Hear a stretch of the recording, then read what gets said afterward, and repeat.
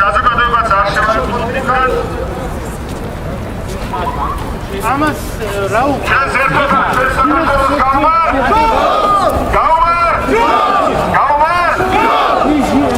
ეს არის აქცია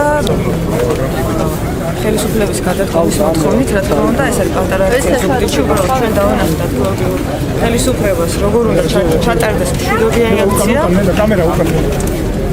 და უბრალოდ ეს იყო ადამიანების მშვიდობიანი მსვლელობა კონკრეტული მოთხოვნებით და არა ის, როგორიც იყო რამოდენიმე დღის წინ მოვარდნილი ადგილობრივი ხელისუფლების წევრებისგან შემდგარი გუბო, ხელკეტებით, ქვებით და ჯოხებით.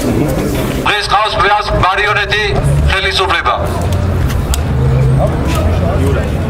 უბრალოდ ნახეთ განსხვავება ადამიანებო. ჩემო მეგობრებო, მან ყველა თავის განცხადებაში აბსოლუტურად 100%-ით მოათხოვა ჩვენი მოსახლეობა. თქვენ იცით რომ ბოლო დროს ზუგდიდში ძალიან დაძაბულია მოვლენები, იცით რომ ერთ-ერთი წინააღმდეგ გამგეობის თანამშრომლები შეაიარაღეს შევკეტებით, იმიტომ რომ მეტი ხარდაჭერის ხელისუფლება დაგუკვე აღარ ხარობს. ეს არის გამოფხილებელი აქცია 21 წლის წინ აქტივისტებს მოვუწოდეთ რომ აქ მოსულიყვნენ და გამოიყენეთ თავისი პოზიცია.